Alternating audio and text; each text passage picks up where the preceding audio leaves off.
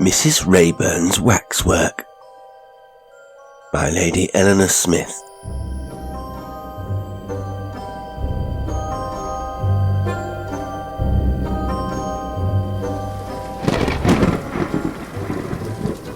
The rain, which had poured with a pitiless ferocity for so long upon the chimneys and roofs of the great manufacturing city, seemed at length to enclose the whole town within towering prison walls of burnished steel.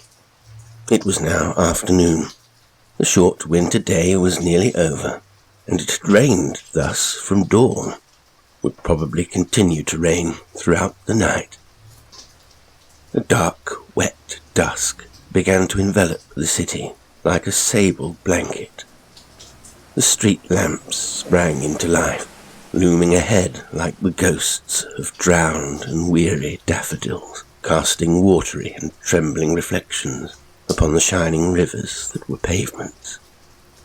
There were few people walking the mournful streets, and those there were had to struggle and batter their way through sharp gusts of wind, bent double beneath dripping and top-heavy umbrellas.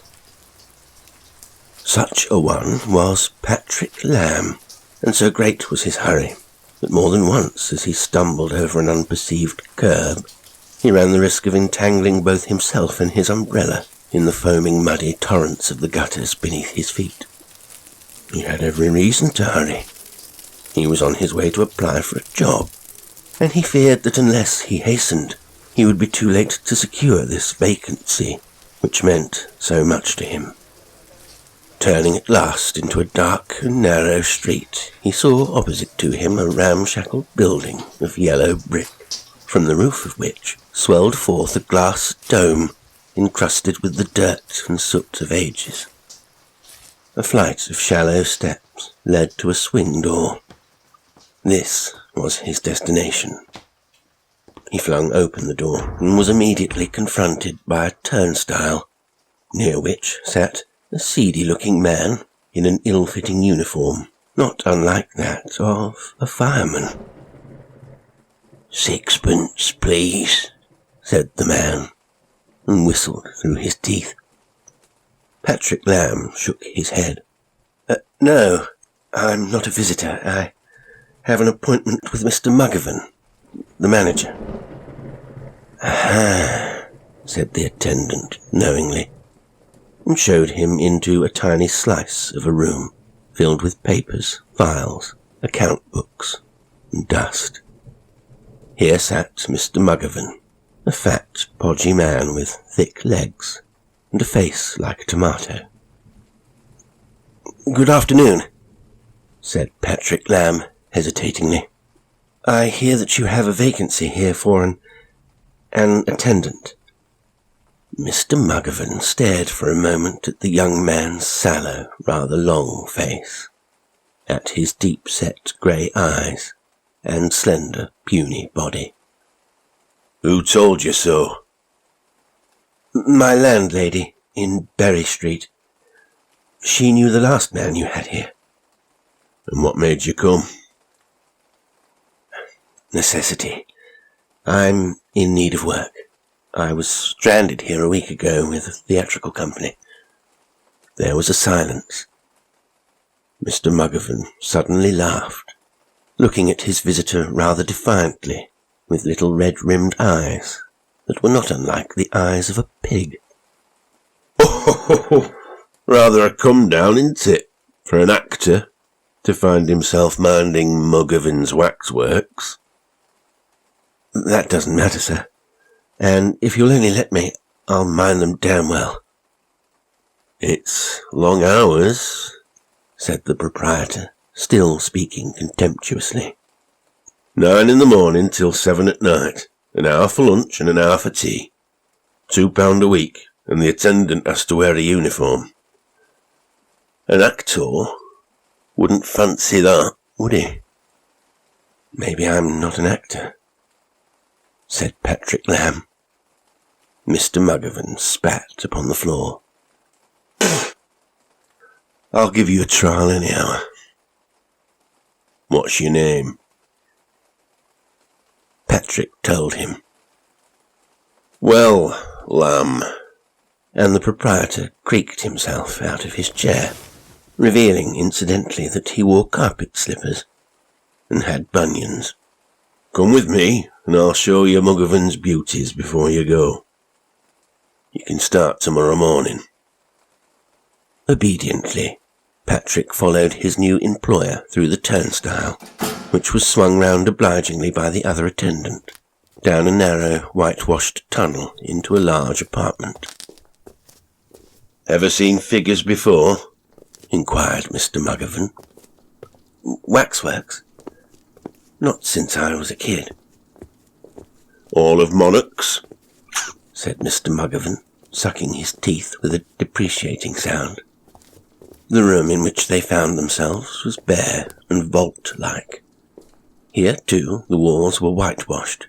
The floor was covered with a red drugget, and in the middle of the room was placed a sofa, upholstered in shabby crimson plush. Yet, although bare, the room was not empty, but crowded with a pale throng of mute and stiff and silent figures. They stood in groups, a dais to each group, and were protected from the public by a red cord which imprisoned them like sheep in a pen, so that had they wished they could not have strayed, but must forever remain captive. There they stood, and would no doubt stand throughout the ages, these tinsel kings and queens, Plantagenets and Stuarts, Tudors and Hanoverians, calm and blank and dreadfully remote, pallid of cheek and glassy of eye, indifferent to all who passed by to gape at them, a host of waxen princes, all dead, many of them forgotten, terribly isolated in their garish splendour, uncannily galvanized into a crude semblance of life that yet denied them even the elements of life, leaving them fixed, frozen, and staring, while the dust thickened upon their cheap and fusty robes of purple and sham ermine. Opposite the door through which they had come was another door, leading to yet another chamber. Mr. Mugivan led the way. "Curiosities and Horrors," he explained carelessly. They passed through the second door. Here was another room, a replica of the first, but more dimly lighted, more melancholy even than the Hall of Monarchs, since the illumination that winked upon this dreary scene was greenish, ghastly, such a light as might have been expected to proceed from a sconce of corpse candles. Here were more massed ranks of still impassive figures, paler these than the monarchs, in the dim grotto of their melancholy chamber, and more repellent, perhaps because their stiff, indifferent bodies were clothed in the garments of every day, and borrowed no majesty from princes' robes, however sham. A skeleton gleamed white in one corner of the room. There was a stuffed ox with 6 legs, a tiny waxen midget, and a giant of local fame. Save for these, the room was peopled only with men who had killed, and who had paid the penalty for killing. A throng staring before them, expressionless, rigid, mask-like, brooding, perhaps, upon their crimes. Mr. Mugivan seemed more at home in the second room. He became almost conversational. "Here's Hopkins, the Norwich strangler. Tracy, who shot a policeman. John Joseph Gilmore, cut the throats of his wife and 2 children. They moved across the room. Then, near the slit of a window, crossed by iron bars, Patrick saw her for the first time. She stood on a little dais by herself, a young woman, or rather the effigy of a young woman, dressed neatly in dark clothes that were already old-fashioned in cut. She carried herself proudly, like a queen, Whereas the other waxworks were completely expressionless of countenance, this one alone, with proudly curling lips and short imperious nose, seemed, he thought, actually to live. Perhaps because she was disdain incarnate. She stood there easily, gracefully, long pale hands folded upon her breast. And Patrick, gazing, felt the cool, amused stare of her grey eyes. For a moment his heart leaped sharply, startling him, and he had a sudden impulse to move forward and look more closely at her. Then this sensation was succeeded by a creeping feeling of curious discomfort. He was embarrassed. He had to avert his eyes. "Who's that woman?" he asked impetuously, and then wished that he had not spoken. Mr. Mugivan answered him casually, with his back turned to the effigy. "That's Mrs. Rayburn, the poisoner. And that's the lot. So come on." "Mrs. Rayburn. I seem to know the name." No doubt, no doubt. It was well enough known at one time." They walked away, toward the Hall of Monarchs, and Patrick was acutely conscious of the supercilious grey eyes that must be gazing after them. The sham eyes of a sham woman, a waxen effigy. He felt acutely ridiculous. Mr. Mugivan said no more until they found themselves once again in the little office. Then, offering Patrick a cigarette, he asked suddenly, "You're not a fanciful sort of chap by any chance?" "Fanciful? You mean nervous? No, I can't say that I am." "Why?" "No place for fancies, this," confided Mr. Mugivan, waving his hand in the direction of the exhibition. "It's a lonely sort of a job most of the time, and once you start thinking the figures is looking at you, well, you're done, that's all. Last chap we had here took to having fancies. That's why you've got the job." Patrick felt suddenly rebellious. "Aha! I can safely say I shan't have fancies," he said, laughing. "I may not be particularly brave. In fact, I'm not. But I must say it would take more than a parcel of wax dolls to scare me." "Oh, figures aren't dolls," Mr. Mugivan corrected, shocked. "Figures, then." And he thought, talking of figures, that woman, Mrs. Rayburn's, got a good one. But neither he nor Mr. Mugivan mentioned the name of the woman poisoner aloud. 9 o'clock tomorrow, then," said Mr. Mugivan. 9 o'clock tomorrow. And so they parted. He discovered the next day 2 things about his new job. One was that his long and often lonely vigil with the Waxworks gave him at times the curious and eerie sensation of being buried alive in a vault filled with the dead. The other, that with the morning, Mrs. Rayburn, poisoner, had become once more a waxen effigy, and was no longer a living, breathing woman. This was comforting, yet in some strange way disappointing, for it was idle to deny that he had thought of her very frequently during the course of the night, and that the prospect of meeting once more the direct gaze of her rather mocking eyes had undoubtedly stimulated him, and sent him forth into the cheerless streets, kindled with an eager, sparkling excitement, which he rather half-heartedly strove to suppress. As the morning dragged by, he studied a catalogue of the exhibition, trying to memorize the many dossiers of princes and murderers. He was accustomed to learn by heart, and in 3 hours his task was almost complete, yet with one exception. A curious convulsion prevented him from reading, even to himself, the brief account in the catalogue of Mrs. Rayburn's crime, of discovering, through the medium of one cheap, smudged paragraph, that she had been an infamous woman, a monster of vice and cruelty. Taking a penknife from his pocket, he cut away from his catalogue all record of her dark deeds. Yet she remained throughout the morning a lifeless effigy, and after glancing at her once, he gladly looked away. He went out to lunch and returned for the long vigil of the afternoon. Few people came to visit the exhibition.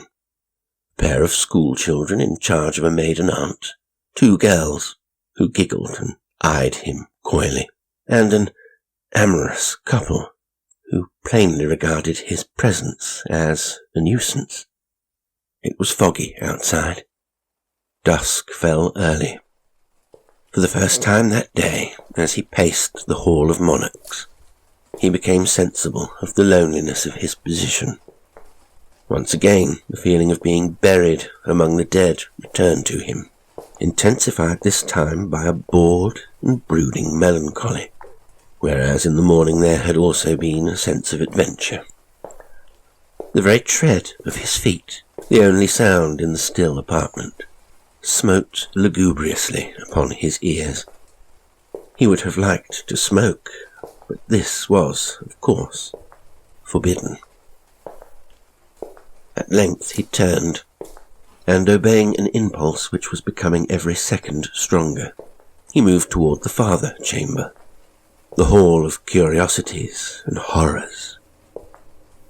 Here the twilight struck gloomily upon the wan and glimmering faces of the murderers, upturned to greet the first dark smoky greyness of night. Greenish they were once more, and dismal, and very hopeless in the blank resignation of their weary vigil in this dim room that was filled with the very breath of genteel decay. He went straight toward the figure of Mrs. Rayburn, standing tall and quiet and erect on her dais below the barred window. He had never been so near to her before. Their eyes met, and once more she had recaptured that spark of life which had so curiously impressed him on the previous day. He gazed for some moments at her pale, clear-cut face, at her direct, ironic eyes. She appeared to return his scrutiny, gravely, earnestly, scornfully, yet with a glint of interest and humour in her regard. She seemed, he thought, a woman well used to curious eyes, well able to defend herself against the stares of the inquisitive. Suddenly, to his immense astonishment, he spoke to her, and his voice rang out strangely enough in that silent room. "I wonder what you have done," he asked her abruptly. "For God's sake, what can you have done that you should be here?" There was a long pause, during the course of which he continued to examine her closely. Was it his imagination, or did her lips really curve? Was there an answering twinkle in her eye? And then he turned sharply, for he had caught, or thought that he had caught, a soft, eager, rustling sound from the throng of effigies behind his back. And suddenly he was saved, for 2 little boys came pattering in to visit the Curiosities and Horrors. The next day saw him resolutely keeping to the Hall of Monarchs. Here, with the lifeless dummies of long-dead kings, he was safe. In that other room he realized that he was in peril, and the day after, although he hungered for a glimpse of Mrs. Rayburn's pale face, he still remained aloof. The next day was Saturday, with a steady stream of patrons who would have made the dankest vault seem homely and prosaic. Then Sunday, a holiday, On Monday he returned to the exhibition, ready to laugh at himself for a morbid fool. The rain had stopped. A feeble ray of primrose sunshine, filtering through the barred window of the second chamber, made even Mrs. Rayburn seem little more than a cunningly fashioned doll of life size, and he had spoken to her as though she were alive and could hear and understand him. He was disgusted with himself. Yet, with the swiftly flowing dusk, the murderers changed once more, assumed, as was their wont with the shades of night, the vivid and evil personalities they must have worn during their lifetime, seemed to stretch themselves, as though released from some long spell of immobility, nodded perhaps to one another, even winked, perhaps brushed the dust from their shabby garments, smothered yawns, and waited, quietly expectant, for the closing of the exhibition. So Patrick thought, but it was difficult to see, for the shadows were thick in this lost and forgotten room. He went toward the effigy of Mrs. Rayburn, and was not surprised to find that her eyes, alive and brilliant, almost feverish in their eager intensity, remained fixed directly upon him, as though she waited to see whether he would, after his 3 days' absence, speak once more to her. He was, however, silent. He stared at her proud and beautiful mouth, at her long pale hands, at the white stem of her throat, and admitted to himself that he desired her, yet he had no immediate wish to touch her, but only longed passionately for the stiff, waxen body of this effigy to melt and transform itself into warm, living flesh and blood. Somewhere, somehow, this miracle must be accomplished, for if he was unable to possess her, he thought that, such was the spell she had cast upon him, he must inevitably pine and sicken, for she was la belle dame sans merci, and he was in her thrall. At last he spoke to her, softly, scarcely knowing that he spoke. "You are a witch," he said, "and you possess me, body and soul. You ought to be burnt, and since you are made of wax, it should not be difficult to destroy you. I have a good mind to try." This time there was no mistake. A gleam of sardonic laughter came to her eyes, a strange and elfin smile to her curling lips. She defied him, and as before, the row of murderers behind seemed to move simultaneously with a rustling murmur of excitement. As before, too, he was saved by a footstep from the outer world. He turned sharply. A woman came into the room. Patrick stiffened, became once more the respectful and vigilant attendant. The woman hesitated for a moment, then approached him slowly, for she was bent and squat and elderly, and walked with the help of a stick. He noticed vaguely that she was dressed in dingy black, with a frowsy bonnet askew upon her head, and a film of veil that partly concealed her face. He bent down politely. "Yes, madam, is there anything I can do?" "There is," said the old woman. Her voice was clear and decisive, the voice of one who is accustomed to command. "I have stupidly neglected to buy a catalogue at the door, and as I am old and not so good a walker as I was, I wonder if you would save my going back by being kind enough to tell me something about the Waxworks. These are murderers, are they not?" Patrick, only too pleased to occupy his mind in this accustomed fashion, began mechanically. "Yes, madam.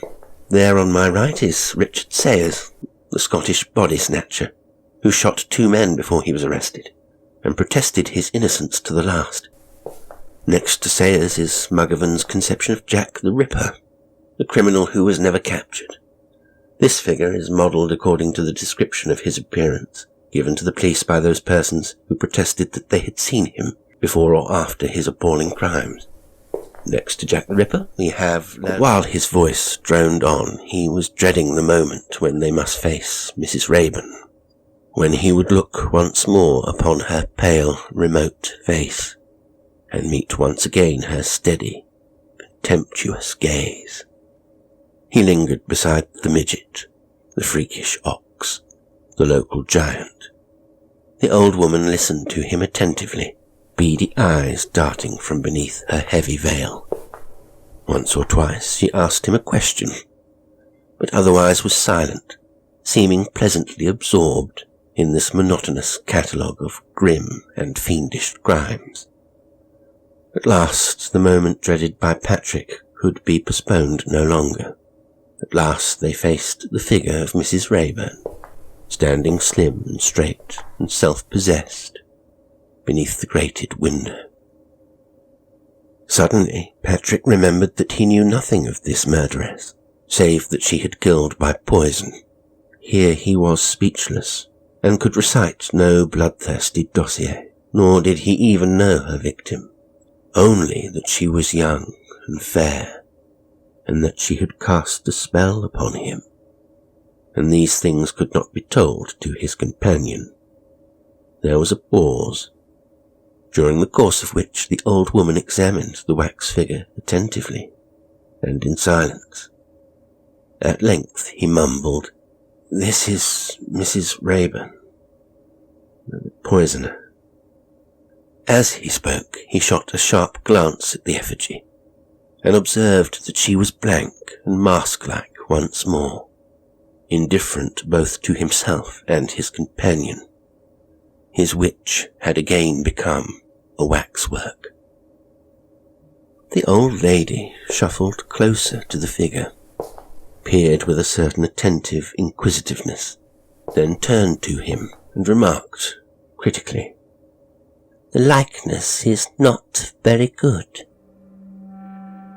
He was startled and gaped, unable quite to grasp the purport of her words. He asked, "You knew her?" She did not answer him, but said, still peering, "She was taller.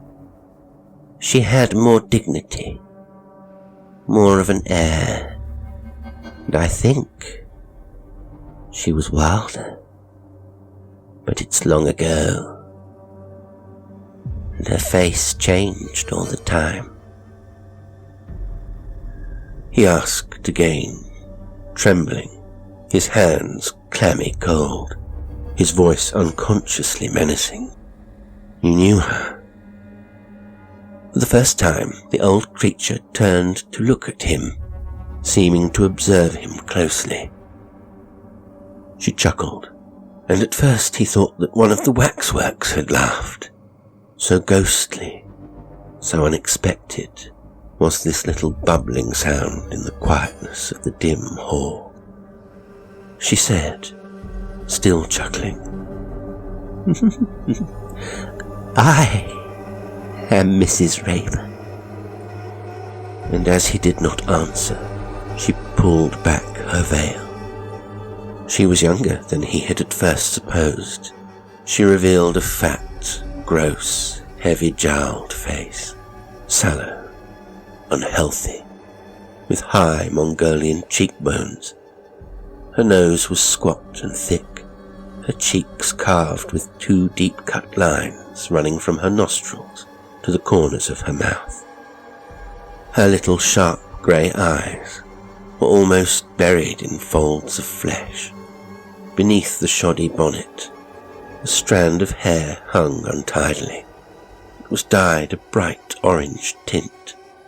This face, which leered forth so boldly at Patrick, was seamed and stamped with the marks of every foul and obscene vice. Brazen, debauched, so brutal as to be 3 parts animal. It seemed to hang in the air, this gargoyle face, to gloat triumphantly upon his horror and confusion.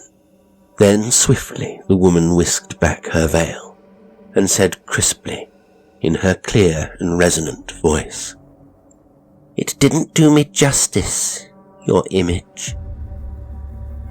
Then in a moment she was gone, while behind her the effigy of Mrs. Rayburn, poisoner, remained standing cool and pale and remote upon her dais, all the paler, all the cooler, for being now the centre of a flood of cold and frozen moonlight. Patrick fled after the old woman, not because he wished to see her again, but because of the 2 of them, the waxen image had become the more repulsive. Yet, when he reached the Hall of Monarchs, she had already disappeared. He waited, sick and shivering, until the clock struck 7, and the show shut down. Then he went in search of Mr. Mugivan, whom he found in his office, reading an evening paper with his feet on the desk. "Good evening," said Patrick. "I want to tell you something." Mr. Mugivan put down his paper. My word, young fellow, you look cheap. What is it now? Patrick, gulping, said, "Do you know who's been here this afternoon?" I do not, said Mr. Mugivan. I'm proprietor of a waxwork show, not a magician. Who's been here? Mrs. Rayburn. The real Mrs. Rayburn. She came to see her waxwork. She's just gone. As Mr. Mugivan gaped, his red face became curiously mottled, white and purple in patches. Patrick noticed dispassionately. Mrs. Rayburn? Yes. Mr. Mugivan climbed laboriously from his chair. Mrs. Rayburn, eh?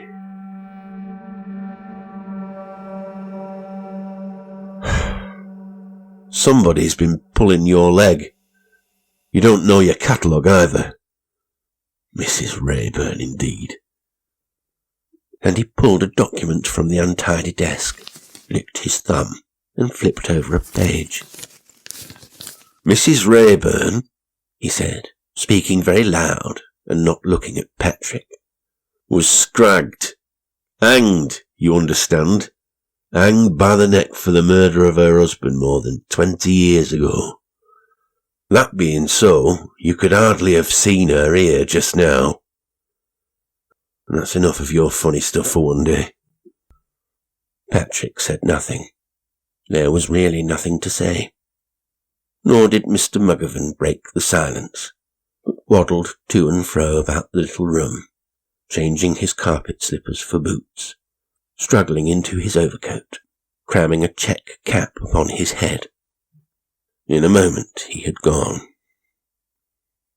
Patrick switched off the office light, then went forth, as was his custom, to extinguish the gas jets in the exhibition before locking up for the night. His comrade of the turnstile had already gone home. He was alone, entirely alone, with more than 100 waxen effigies. It was now quite dark outside, for the moon had fled behind a screen of clouds, and there was a rushing sound of strong wind that swept in gusts past the shuttered windows. He paused to light a forbidden cigarette, and then it was that he realized with an odd detachment that what he had seen during the afternoon was not a ghost, but something even more monstrous, a disembodied ghoul, the foul and evil soul of this wretched woman, whose lovely image had bewitched him, the hideous reflection of a hideous mind. Behind her seeming purity and beauty had always been this horror, dormant, waiting to leap forth and devour. The wind rose, moaning, battering at the panes. On such a night, he mused as he tramped toward the monarchs, ghouls would surely stalk abroad, and witches soar through the air, clutching their broomsticks and screaming aloud their lust for Satan. Vampires, sorcerers, fiends, a nightmare pack of horrors. He stretched on tiptoe to lower the gas above the wan, impassive face of King Richard II. And in the old days, witches were burned alive, like the guys now consumed by flames each 5th of November. And after the burning, he supposed that these evil women could do no more harm, but were destroyed forever, they and their spells. Good job, too. He entered the second chamber.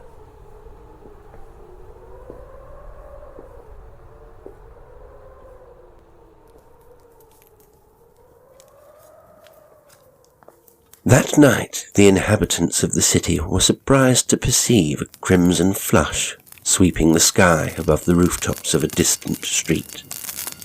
Then came a clanging of bells, a roar of motor engines, and, hot foot in pursuit of the fire brigade, a yelling, excited rabble.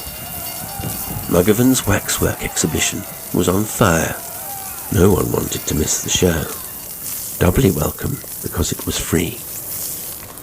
The wind was strong that night, and licked the flames eagerly, strengthening them until the efforts of the men armed with hose-pipes became pathetic in their futility. At length the roof crashed in, and a wall of roaring flame rose as though to leap into the sky. They were triumphant, these pillars of fire, as though they knew that they were purifying, destroying a witch. By morning, Mugivan's Waxwork show was a drenched and sooty ruin. Many of the figures were entirely destroyed, the monarchs having been on the whole unluckier than the murderers. Down in the hall of Curiosities and Horrors there were a few survivors. Some were quite untouched. Mrs. Rayburn, for instance, appeared to have emerged unscathed from the ordeal, and stood upon her dais, proudly and gracefully, pale hands folded demurely upon her breast. And yet, on closer inspection, Mrs. Rayburn proved not to be entirely unharmed. Her waxen face had melted, and, running, the stuff had twisted upon her features, a strange and devilish sneer. Save for her pride of carriage, she was unrecognizable, distorted.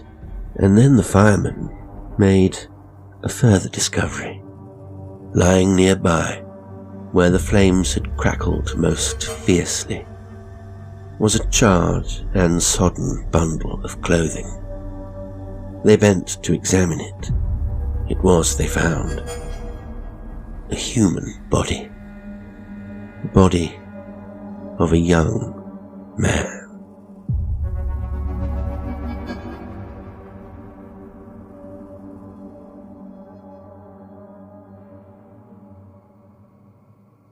Today's story was Mrs. Rayburn's Waxwork by Lady Eleanor Smith. It was read by Jasper L'Estrange. I do hope you enjoyed it, and until next time, sweet dreams.